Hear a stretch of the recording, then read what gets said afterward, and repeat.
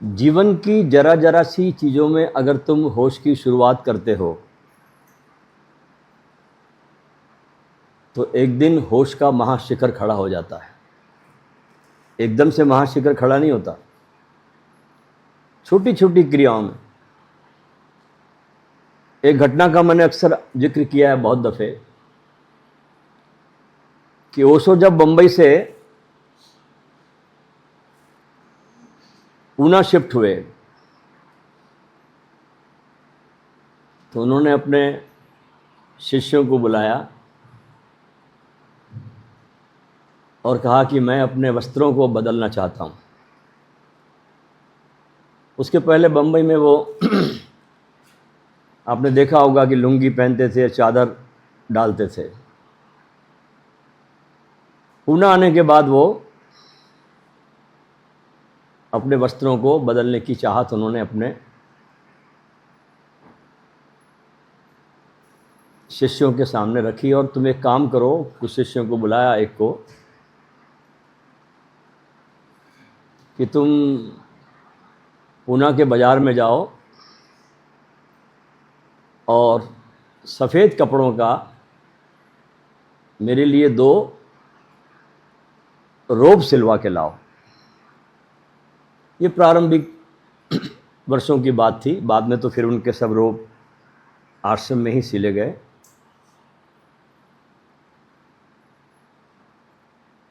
तो उनका माप लिया गया और माप लेने के बाद उन्होंने विशेष रूप से आग्रह किया कि देखो ये जो रोब तुम सिलाने जा रहे हो ना, इसके नीचे की जो पट्टी है ये बोले 3 इंच की होनी चाहिए।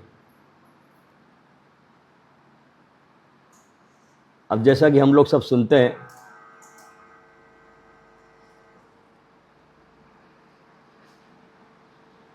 वो चला गया।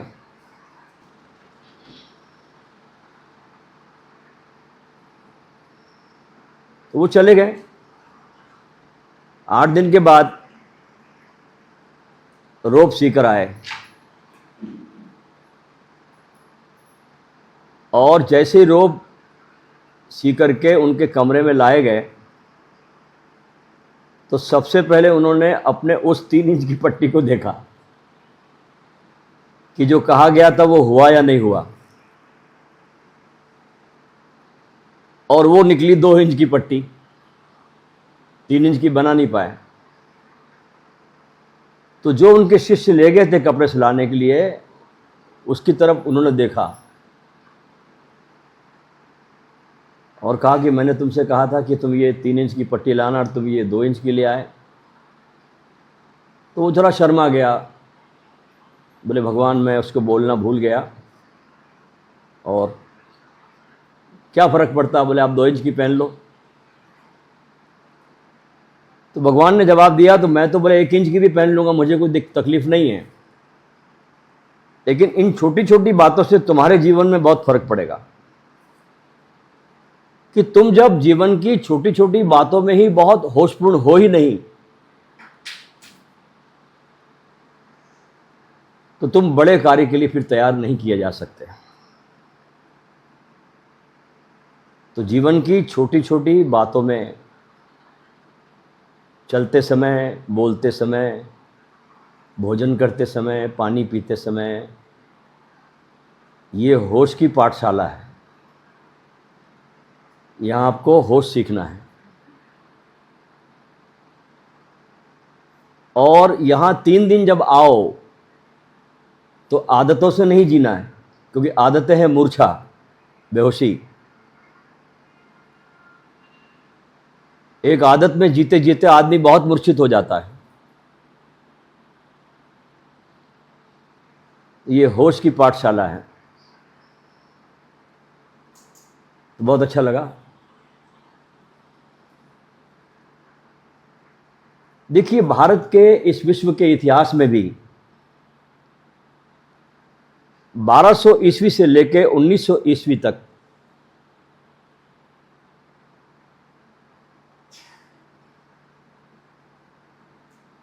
इस धरती पर एक ऐसा बसंत आ गया था जिसे बुद्धों का बसंत कहते हैं। जैसे अचानक कोई बसंत प्रकट हो गया है धरती पर। उधर रूमी पैदा हुए, अत्तार पैदा हुआ, बुल्ले शाह पैदा हुए, इधर गुरु नानक देव जी हुए, इधर कबीर हुए, रामानंद हुए,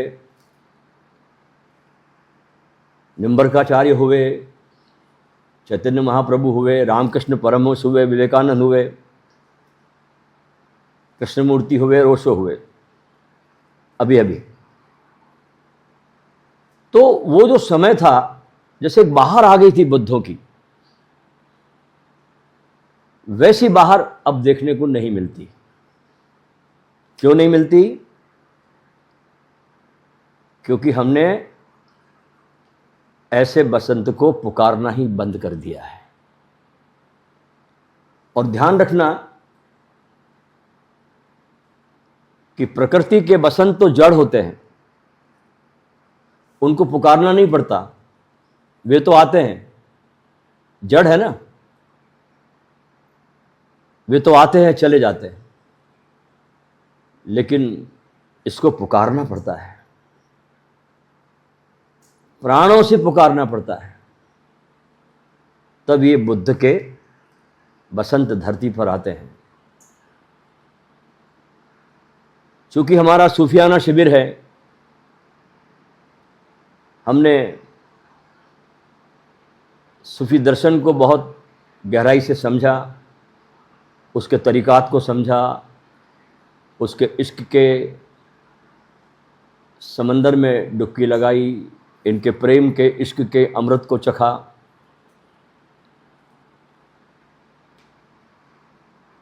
तो जब तक सूफी महफिल में अगर बुल्ले शाह की बात न की जाए, तब तक कुछ थोड़ा, जैसे खाना बहुत अच्छा बना, उसमें नमक डालना भूल गया है ना, तो ऐसा कुछ लगा मुझे। तो आज हम थोड़ा बुल्ले शाह को याद करते हैं इस संध्या दर्शन में। बहुत वैभवपूर्ण आदमी था ये, अपने ज़माने का बड़ा रईस, सैयद खानदान का, जिसको बहुत इज्जत से देखा जाता, इस खानदान को बहुत अमीरी थी, घर में ठाट बाट थे, किसी बात की, किसी चीज़ की कमी नहीं थी, सारा परिवार बहुत प्रेम करता था। लेकिन जीवन में कितना भी कुछ बाहर हो जाए, जब तक उस परवरदिगार की भीतर से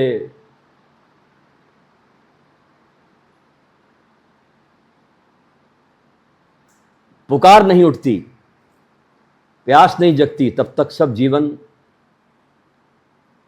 एक रिपीटेशन, एक आदत, उससे ज़्यादा नज़र नहीं आता और आदमी ऊब जाता है।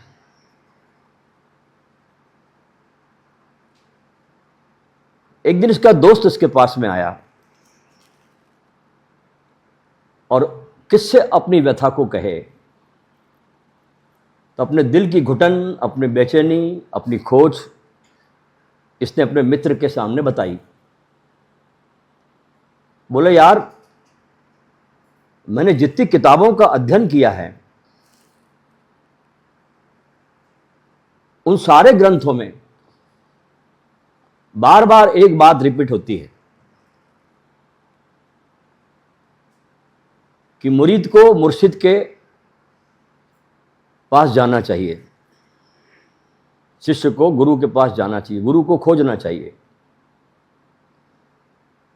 बताओ यार मैं कैसे खोजूं, कहां जाऊं, कहां मिलेगा? तो उस दोस्त ने अचानक नाम लिया उस समय के कामिल मुर्शिद जो लाहौर में रहते थे, जिनका नाम था इनायत शाह, उसका जिक्र किया। जिक्र क्या किया, वो मित्र उसके भीतर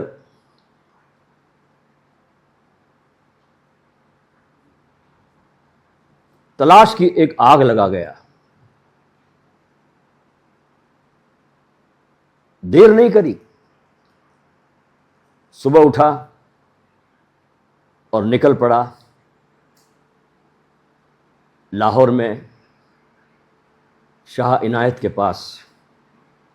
अब ये छोटी जाति का आदमी था, भैंस पालने का काम करता था, खेती बाड़ी करते थे, लेकिन बहुत पहुंचे हुए गुरु थे और थोड़ा हार्ड भी था। पहुंचे, मुलाकात हुई तो गुरु पूछता है क्या चाहता है। बोले आपको पता ही है। बोले बहुत ज़्यादा कठिन काम नहीं है ये, पौधे को यहाँ से उखाड़ना और भक्ति के बगीचे में लगा देना, इतना ही काम है। संसार से पौधा उखाड़ना है और रब के बगीचे में लगा देना है, इससे बड़ा काम नहीं है। फिर बहुत सी घटनाएं घटती हैं, इसका मैंने बहुत अच्छा जिक्र बुल्ले शाह की सूफियाना यात्रा यूट्यूब पर मैंने इसके 1 से 10 अध्याय मैंने बोले हैं, आप सुन लेना उसको रिपीट नहीं करूंगा। ये वहां रहने लगे और इनके होके रह गए आखिरी तक। बहुत सी परीक्षाओं से ये गुजरा, बहुत सी परीक्षाओं में पास हुआ। गुरु ने बहुत परीक्षाएं इसके लिए, और सब में पास होता चला गया। एक बार गुरु को रिझाने के लिए घुंघरू पहन के हिजड़ों के साथ नाचने भी लगा, तो गुरु ने इसको अपने आश्रम से निकाल दिया था। लेकिन जिसके भीतर गुरु का प्रेम होना, वो कोई भी खेल खेल लेता है गुरु के दर्शन के लिए, क्योंकि प्रेम ऐसी चीज है, दुनिया में प्रेम इतनी बड़ी शक्ति है।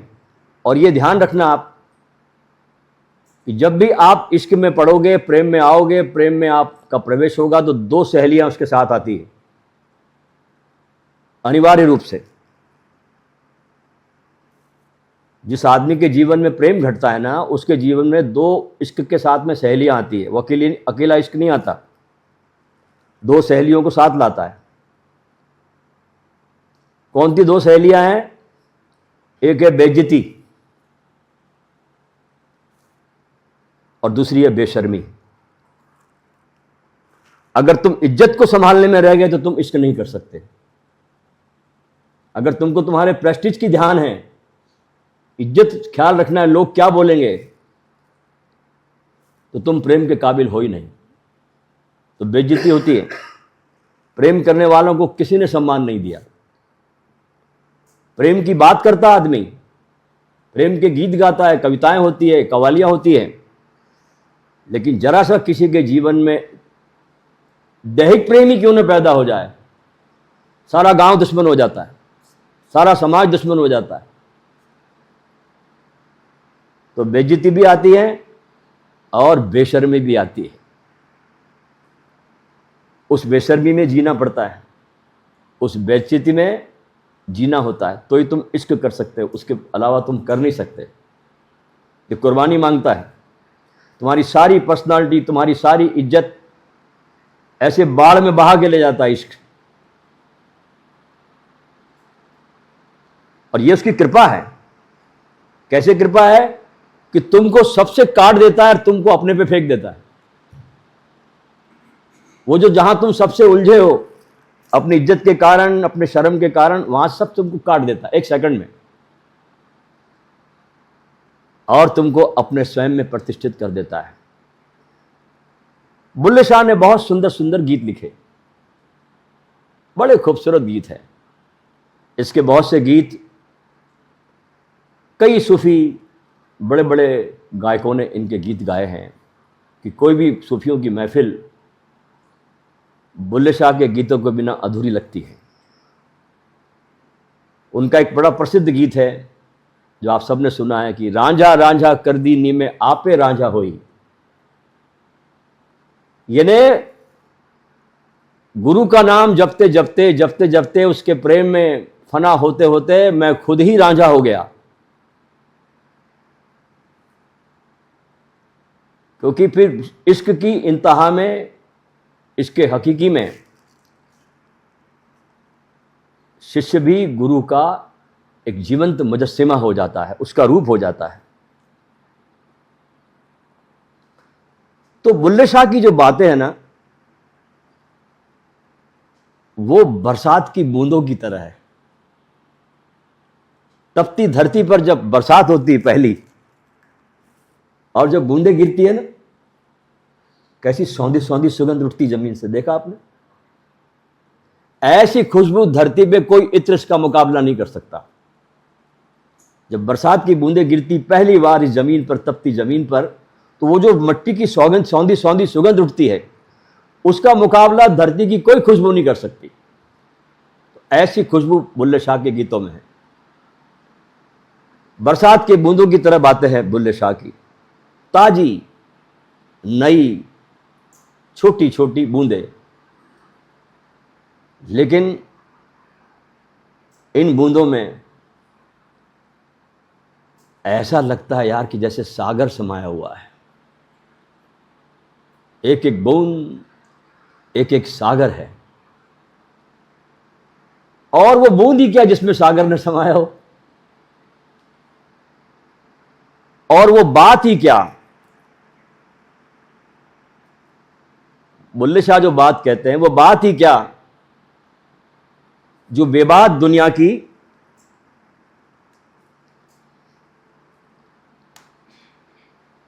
खबर न लाए।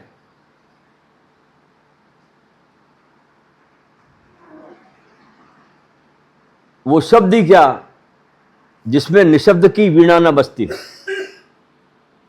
वो शब्द क्या जिसमें निशब्द गूंजता ना हो। तो बुल्ले शाह की अभिव्यक्तियों को आम गीतों की तरह, आम गानों की तरह मत ले लेना, क्योंकि बुल्ले शाह कोई पंडित नहीं है, कोई पुरोहित नहीं है। इश्क की मशाल है बुल्ले शाह, एक रोशनी है बुल्ले शाह, एक अलमस्त फकीर है बुल्ले शाह, जिन्होंने जाना, और जाना ही नहीं, जिन्होंने उसको जानने से ज्यादा जिया, पिया भी और पिलाया भी। हम लोग सिर्फ विचार करते बैठ जाते हैं और चूक जाते हैं, और बुल्ले शाह की जो बातें हैं वो निर्विचार में आपके भीतर उतरती है। अब यहां पर एक गीत में बुल्ले शाह साधक को साधना का एक बहुत अच्छा मर्म समझा रहे हैं, बहुत सुंदर। एक महत्वपूर्ण बात बता रहे हैं कि आंख और कान दोनों को बंद करके होश में बैठ के विचार करो, ये सूत्र दिया। आंख और कान को बंद करके होश में बैठ के विचार करो। अब ये जरा सोचने की बात है, ये बिल्कुल कबीर के उलट बांसी की तरह है। कबीर के भी बहुत से गीत आपको ऐसे लगे जैसे उलट बांसी है। एक अचंबा मैंने देखा नदिया लागी आग, उलट बांसी है ना।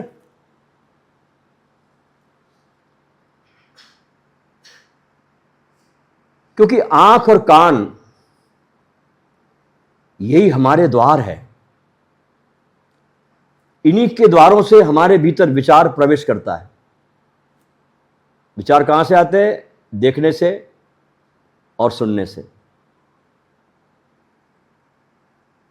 आंख और कान से ही देखकर, सुनकर और पढ़कर हमारे भीतर विचारों का संकलन होता है, और विचारों की परत दर पर जमती चली जाती है, और धीरे धीरे हमारे भीतर विचारों के पहाड़ खड़े हो जाते हैं, माउंटेन्स। इतने बड़े माउंटेन खड़े हो जाते हैं हमारे भीतर विचारों के, कि ये सुनने वाला जो है इसको हम भूल जाते हैं, आकाश को भूल जाते हैं और बादलों में हम लिप्त हो जाते हैं। आकाश को भूल जाता आदमी जिसमें बादल तैर रहे हैं, और विचार को सत्य मान लेता है, बादल को सत्य मान लेता है। हमारा स्वयं जो है इन विचारों में बिल्कुल सो जाता है और हमको भूल जाता है, ये विस्मृत हो जाता है। और विचारों की धूल इतनी जम जाती है, इतनी जम जाती है हमारे भीतर कि कभी चेतना का दर्पण था भी हमारे अंदर, इसकी याद भी नहीं रहती, याद भी नहीं आती। चेतना की क्या भाषा है इसको हम भूल जाते हैं और हम शब्दों के जंगल में खो जाते हैं। और ये बात, दोनों बातें आती है आंख और कान से, या तो सुनकर या कोई दृश्य देखकर। तो बुल्ले शाह यहां विधि देते हैं कि बस आंख और कान, दो चीजें बंद कर लो। सीधे साधे आदमी हैं बुल्ले शाह, गुरु बहुत सीधे साधे थे, किसान थे और आई जाती थे, भैंस पालने का काम करते थे, सिंपल आदमी था गुरु। तो बहुत सिंपलिसिटी से बातें सिखाई और सीधी सीधी बात कर रहे हैं और कहते हैं इतना तुम कर लो ध्यान फलित हो जाएगा। जो आंख से पाया है उसको बाहर छोड़ दो, जो देखा है उसे भूल जाओ, ताकि जो देखने वाला है उसकी याद आ जाए। असली सवाल है देखने वाले का, आसमान का, आकाश का, उसकी याद आ जाए बस। तो जो सुना है उसको भी विस्मृत कर दो, ताकि जो भीतर तुम्हारे अनसुना है, जो अनसुने का जो नाद है, झरने की जो आवाज है तुम्हारे भीतर, वो तुमको सुनाई पड़ने लगे। हमारे कान बाहर की आवाजों से भरे पड़े हैं, बाहर का शोरगुल, बहुत शोरगुल, बहुत ज्यादा शोरगुल है। और हम ऐसे पागल हैं कि उस कचरे को इकट्ठे किए चले जाते हैं, चले जाते हैं। अच्छा देखो कि व्यर्थ की बातों को भी, पुरानी स्मृतियों को, पुराने घावों को, पुरानी यादों को, इस कचरे को भी लोग कितना संभाल संभाल के रखते हैं, भूलते नहीं कचरे को। जिन कचरों का तुम्हारे जीवन में कोई मूल्य नहीं है उसको भी तुम संभाल के रखते हो, जिनका कोई उपयोग नहीं है। उन बातों से अपने भीतर के चेतना को पूरी तरह से हम ढांक देते हैं और अपने को कैसा कर लेते हैं, जैसे कबाड़ खाना हो गया। तो बुल्ले शाह कहते हैं जो देखा है उसको बाहर, दृश्य को छोड़ दो, वो बाहर का ही है, वो तुम्हारा नहीं है।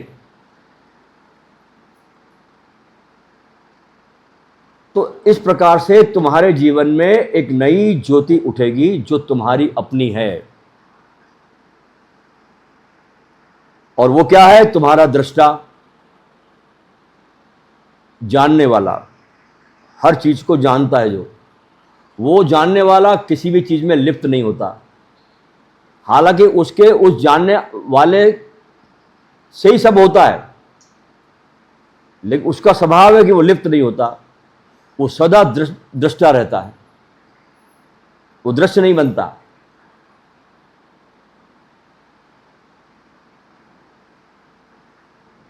महावीर ने कहा दो मूलतः दो तीर्थ है। जैनों के जो 24वें तीर्थंकर हुए भगवान महावीर, वो कहते हैं कि दो तरह के तीर्थ है जिनसे व्यक्ति उस दूर परमात्मा के किनारे तक पहुंच जाता है। एक तीर्थ है श्रावक का, श्राविका का, लेडीज को बोला, और एक तीर्थ है साधक का, साधु का, साध्वी का, साधिका का। महावीर के पास ये सन्यासियों की दो कोटि होती थी, श्रावक और साधु। जैन मुनियों ने ऐसी परिभाषा की, हालांकि महावीर की परिभाषा तो थी नहीं है, लेकिन पीछे चलने वाली जो फौज होती है ना, वो अपने अर्थ डालती है। उन्होंने लोगों को लगा कि साधु का जो तीर्थ है, साधु का जो मार्ग है, वो श्रावक से ऊपर है। मतलब हम श्रावक से ऊपर साधु है। जबकि धर्म की गहराई में जाओ तो ये बात बुनियादी रूप से गलत लगती है मेरे को, क्योंकि साधना तो तब करनी पड़ती है ना जब सुन के समझ में नहीं आता। जब सुन के समझ में नहीं आया, तुमने सुना नहीं ठीक से, तब साधना करनी पड़ती है। जो सुनकर समझ गए, जिन्होंने श्रावक की श्रेणी को उपलब्ध हो गए, वे साधना करेंगे क्यों? बुद्ध का एक बड़ा भारी शिष्य था, बहुत गजब का आदमी था ये। सारे बुद्ध के शिष्य से डरते थे, घबराते थे इससे मिलने के लिए। इसका नाम था विमल कीर्ति। अच्छा, विमल कीर्ति जो था वो कभी साधु नहीं हुआ, वो श्रावक ही बना रहा। वो श्रावक ही रहा। लेकिन क्या करते थे बुद्ध? अनेक बार अपने शिष्यों को, अपने दूसरे शिष्यों को भेजते थे कि जाओ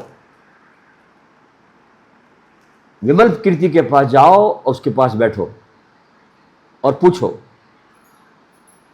अब निश्चित ही सारे बुद्ध के शिष्यों को यह बात अखरती थी कि वो तो यार अभी श्रावक ही है, हम तो साधु है, शिष्य हैं, हमारी कैटेगरी बड़ी है, और बुद्ध हमको श्रावक के पास भेज रहे हैं, विमल कीर्ति के पास। तो अहंकार को चोट लगती थी कि हम साधु और श्रावक के पास जाएं, जिसने कभी साधना की ही नहीं, उनके पास हम जाएं, जिसने सिर्फ सुना है, कुछ नहीं किया, कोई तपस्या नहीं की, कोई अपने को सताने का उपक्रम नहीं किया, कोई श्रम नहीं किया, सिर्फ बुद्ध को सुना और जागा। हमने तो यार सुना भी है,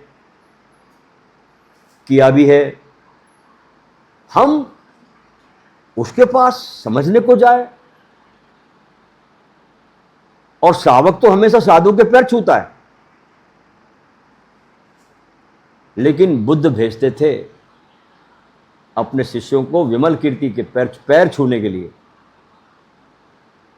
अच्छा, विमल कीर्ति के पास जाते हुए भी ये सारे शिष्य डरते थे, क्योंकि वो ऐसी बातें उठा देता था, ऐसा तार छेड़ता था कि जिससे तुम्हारे अंदर बेचैनी पैदा हो जाए। ऐसी ऐसी बातों को उठाता था कि तुम्हारे पास विमल कीर्ति के प्रश्नों के फिर जवाब नहीं होते थे उनके पास, वो रिप्लाई नहीं दे पाते थे उसको। एक बार की बात है कि विमल कीर्ति बहुत बीमार था, तो बुद्ध ने एक दिन सभा में कुछ शिष्यों को बोला कि जाओ विमल कीर्ति के पास, जाओ उसका हालचाल जानो। कोई शिष्य जाने को राजी नहीं हुआ। सारीपुत्र को पूछा, जो उनके प्रमुख शिष्य थे, वो भी टाल मटोल कर गया। मोदग्लायन को पूछा, वो भी टाल मटोल कर गया। उसने कहा कि भगवान, मेरे को दूसरे काम है और मैं पहले किसी और को वचन दे चुका हूं, उस काम में मैं आबद्ध हो चुका हूं, तो मैं जा नहीं सकता। सिर्फ 10,000 शिष्यों में से एक शिष्य राजी हुआ विमल कीर्ति के पास जाने के लिए। उसका नाम था मंजूश्री। ये भी खतरनाक आदमी था, क्योंकि कुछ गुरुओं के पास ऐसे खतरनाक शिष्य होते हाँ, तभी तो बात है कुछ। बुद्ध के पास विमल कीर्ति पैदा ना हो और मंजूश्री पैदा ना हो तो वे काहे के बुद्ध।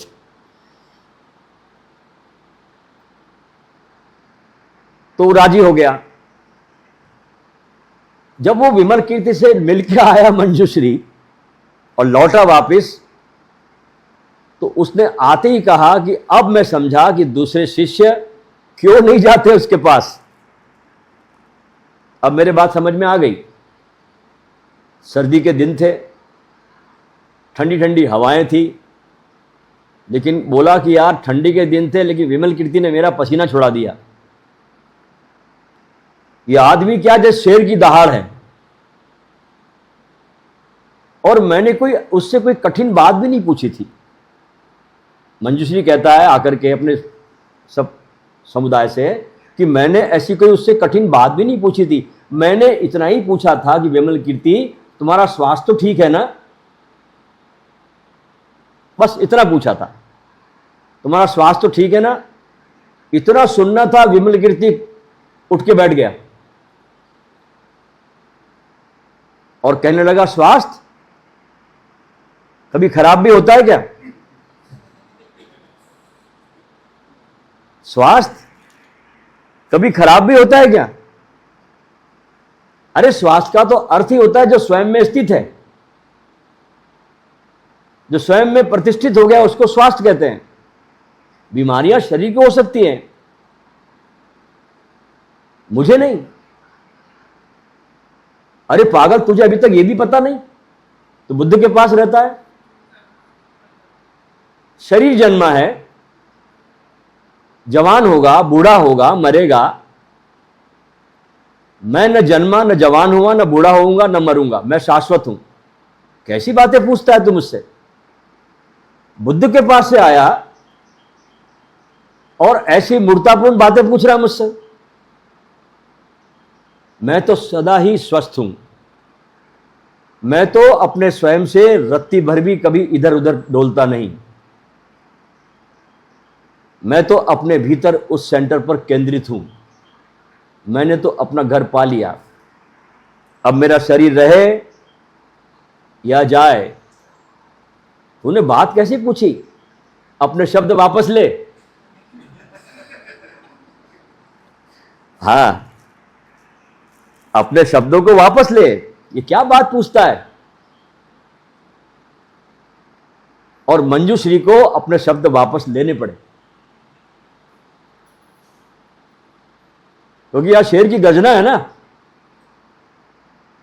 और ये विमल कीर्ति सिर्फ श्रावक था।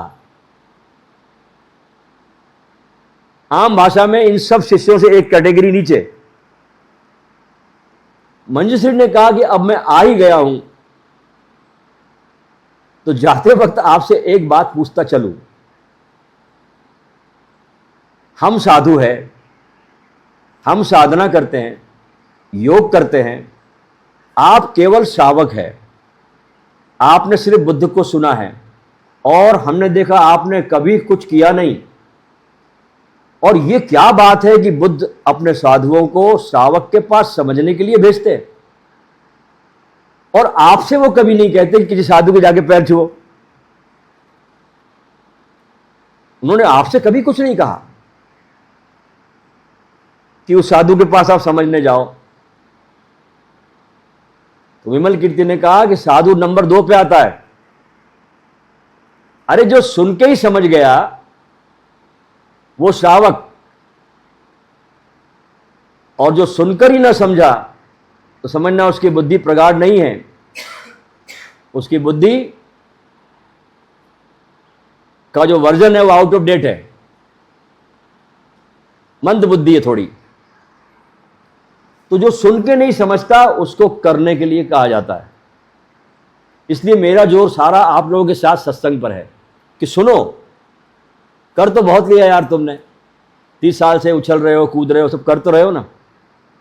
अब सिर्फ सुनो, बैठो और डूबो और इस सुनने की कला में पारंगत हो जाओ। सुनते सुनते सुनते एक दिन तुम्हारे भीतर का ये परमात्मा जाग जाता है। तो जो सुन के नहीं समझता उसको करने के लिए कहा जाता है। विमल कीर्ति ने कहा कि तुझे तो याद होगा कि बुद्ध ने एक बार कहा था कि 4 तरह के घोड़े होते हैं। एक घोड़े को कितना भी मारो वो साला चलता ही नहीं, पीटो उसको जितना मारो बस थोड़ा चलता है। दूसरा घोड़ा होता है जिसको थोड़ी चोट पड़ती है और वो चल पड़ता है, फिर रुकता नहीं। तीसरा घोड़ा जिसको मारना भी नहीं पड़ता, सिर्फ कोड़े की आवाज करनी पड़ती है, कोड़े की चटकार बहुत काफी है उसके लिए। और चौथे घोड़े वे बहुत अद्भुत घोड़े होते हैं जिनको कोड़े के चोट की भी आवश्यकता नहीं, कोड़े के चटकार की भी आवश्यकता नहीं, कोड़े की छाया भर काफी है, और वे ही श्रेष्ठतम घोड़े होते हैं। तो विमल कीर्ति ने कहा कि मैं तो सुन के ही समझ गया, करने की बात ही न रही। सुनते सुनते ही बात पूरी हो गई, मगर यह सुनने का ढंग कुछ और होगा। यह सुनने का ढंग जिसकी विमल कीर्ति बात करते हैं, ये वो सुनना नहीं जिस सुनने को हम सुनना कहते हैं। सुनकर के जो शब्दों को पकड़ता है वो पंडित हो जाता है। सिद्धांतों को पकड़ेगा, फिलॉसफी को पकड़ेगा तो सूचनाओं का संग्रह हो जाएगा आदमी। लेकिन सुनकर के जो शून्य को पकड़ेगा, सुनते सुनते जैसे कोई संगीत को सुन के कैसा शांत हो जाता है, ऐसे जो शांत हो जाएगा वही समझ पाएगा। हमारे पास भी 2 ही उपाय हैं, और सत्संग में दोनों बातें घटती है। गुरु को सुनना भी है, गुरु को देखना भी है। जिसने ठीक से गुरु को सुना वो गुरु के शब्दों को पकड़ता नहीं, शब्दों के भीतर जो सार है, तत्व है, वो उसके भीतर जो एक दिव्यता प्रकट हो रही है, एक मौन, एक शून्य, एक शांति के जो दर्शन होते हैं शब्दों के बीच में, उस सार को पी लेता है और शब्दों को छोड़ देता है। तो जिसने गुरु को ठीक से देखा वो उसकी देह को नहीं पकड़ता। देह माना कि बहुत प्यारी है,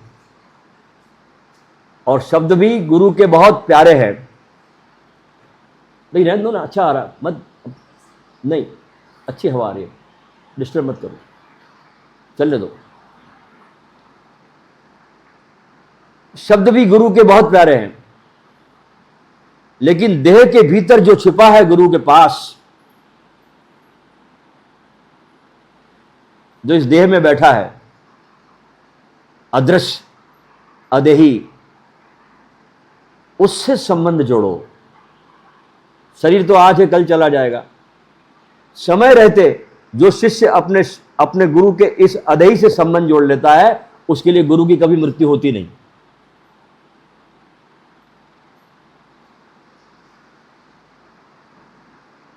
यह संबंध न तो आंख का है और न कान का है। तो बुल्ले साहब बिल्कुल ठीक कह रहे हैं कि 2 चीजों को बंद कर दो, क्योंकि दोनों चीजें द्वैत के प्रतीक है, ड्युअलिटी के। और जहां भी द्वैत है, 2 है, वहां क्या है? विचार। जहां भी 2 है, द्वैत है, वहां क्या है? संघर्ष। जहां भी 2 है वहां पर क्या है? सवाल। ये ठीक है, ये ठीक नहीं है। और जहां पर द्वैत ना रहा, ड्युअलिटी नहीं रही, वहां पर क्या है? निर्विचार। इसलिए शंकराचार्य को बोलना पड़ा, एको ब्रह्म द्वितीय नास्ति। एक ही ब्रह्म है। अद्वैतवादी सिद्धांत है शंकराचार्य का। इसलिए दूसरी बात को भी और ख्याल से समझना। वो कहते हैं आंख से जो देखा वो बाहर छोड़ दो, कान से सुना उसको पकड़ो मत। दोनों को बंद कर लो और अब होशपूर्वक बैठ के विचार करो। अब यहां बड़ी गहरी बात बोल रहे हो बुल्ले साहब। जब दोनों को छोड़ करके तुम होश में बैठते हो तो उस होश में बैठने में विचार कहां आएंगे? विचार कर ही नहीं पाओगे तुम। विचार असंभव है, क्योंकि विचार के लिए दो जरूरी है। बिना दो के कोई विचार नहीं हो सकता। और विचारों के लिए तुम्हारे भीतर बेहोशी जरूरी है, मूर्छा जरूरी है। जैसे सपने के लिए नींद जरूरी है, वैसे तुम्हारे विचारों के लिए क्या जरूरी है? बेहोशी। तुम जितने ज्यादा बेहोश होते हो उतने तुम्हारे अंदर विचार उठते हैं। जितना ज्यादा मूर्छित आदमी उतना विचारों के कोलाहल से घिरा हुआ। और जब आंख भी बंद, कान भी बंद और भीतर होश का दिया जल जाता, फिर कैसा विचार। उसी को तो निर्विचार कहा जाता है। और इसी को कहा जाता है निर्विकल्प समाधि, जहां सब विकल्प गिर गए। और ऐसी घड़ी में तो इस अवस्था में तुम्हारे भीतर विराट आकाश उतरता है। और ऐसी घड़ी में तुम्हारी बूंद परमात्मा से मिलकर सागर हो जाती है। परमात्मा ही हो जाते हो तुम। और ऐसी घड़ी का नाम ही क्या है? सत्संग। इसलिए बिन सत्संग विवेक न होई। विवेक ही नहीं जगेगा आप में। और सत्संग क्या है? सुनने की कला, द राइट लिसनिंग। जिसको ये आ जाए फिर कुछ करने की जरूरत नहीं, बस। नहीं मत चालू मत करो, खिड़कियां खुली हुई है।